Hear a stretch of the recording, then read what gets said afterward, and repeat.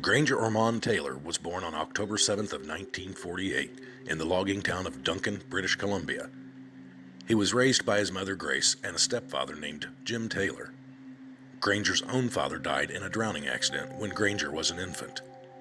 Granger was raised with lots of siblings, including biological and step-siblings. Granger was never what you would call outgoing, but he was friendly enough. In later years, he was 6'3" and 240 pounds, but friends would call him Gentle Ben because of his nature. It was recognized in his early years that Granger had a proclivity for all things mechanical. He was extremely intelligent, but found school studies boring, so he dropped out of school after the 8th grade. He became an auto apprentice shortly thereafter, but only did this for about a year before he decided he had learned enough and started his own business on the property owned by his parents. He soon was engaged in all manner of repairs and creative projects. People were impressed by his skills, so much so that he did quite well for himself, selling his projects to individuals and to the government. At the age of 14, Granger built an automobile, which was displayed at a local museum. In 1969, he found an abandoned locomotive hidden in the forest overgrowth since the Great Depression. He managed to bring it to his parents' property and restore it completely in less than 2 years. The British Columbian government bought the locomotive from Granger and displayed it in the BC Forest Discovery Center. A series of strange events was said to have taken place in the area of Duncan, British Columbia, near the property owned by Granger's parents. On December 31st of 1969, people in the town of Duncan began reporting strange aerial craft in the area. Nurses at the Cowichan District Hospital saw an unidentified object hanging motionless in the sky at about 30 feet. They claimed that there were 2 humanoid figures sitting at the controls and staring back at them through a cockpit window. Reports continued to spill into police over the course of that day and into the next evening. Witnesses included homeowners, teachers, nurses, and pilots. It is apparent that Granger Taylor was fascinated by all of the hype about the UFOs, as he soon thereafter acquired a pilot's license and began working on the restoration of airplanes. In the late 70s, he began obsessing over flying saucers.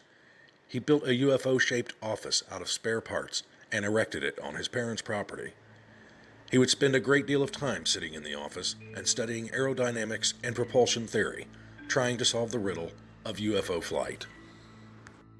In 1980, Granger began confiding to friends that he was in telepathic communication with extraterrestrials who communicated with him only in thought speak, meaning they spoke directly into his mind and not in person. These extraterrestrials supposedly invited Granger on a voyage through the galaxy. He would be gone for 3.5 years and be taught alien technology.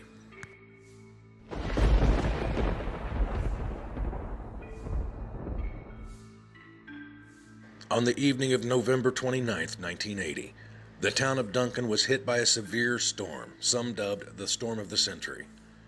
Granger had a heartfelt conversation with his stepfather Jim, who had no idea what Granger had planned. Around 6 p.m., he visited Bob's Grill, his favorite diner. He behaved normally, although witnesses say he was ill-dressed for the weather. He paid his check and left, and that was the last earthly sighting of Granger Taylor. At some point the next day, Granger's stepfather Jim noticed that Granger was missing. He began a search of his property, but then discovered a letter from Granger taped on his parents' bedroom door. The letter was brief and stated, "Dear Mother and Father, I have gone away to walk aboard an alien ship. As recurring dreams assured a 42-month interstellar voyage to explore the vast universe, then return. I am leaving behind all my earthly possessions to you, as I will no longer require the use of any. Please use the instructions in my will as a guide to help. Love, Granger." Despite an extensive search, no trace was found of Granger or the truck he took off in. The date for Granger's return came and went, but he never showed up. In 1986, an artificial crater thought to have been caused by explosives was discovered on a small mountain road overlooking the town of Duncan. Bits of metal debris were strewn about, and they appeared to be from a truck. Police found a couple of bone fragments in the area, and the police concluded that they most likely were the remains of Granger and his truck. Granger's parents kept dynamite on the property for the purpose of clearing brush and removing tree stumps. Police speculate that Granger took some of the dynamite when he left on that fateful night and either accidentally blew himself up or committed suicide because of depression brought on by his inability to solve the UFO propulsion dilemma. However, those who knew Granger said that he most certainly was not suicidal, and if there was an explosion, it was an accident. Police believe Granger's strange note was his way of attempting to ease his parents' pain over the loss of a son. He wanted them to believe he was just away and not deceased. Again, most who knew him do not believe he committed suicide, and they say Granger wholeheartedly believed he was in contact with extraterrestrials.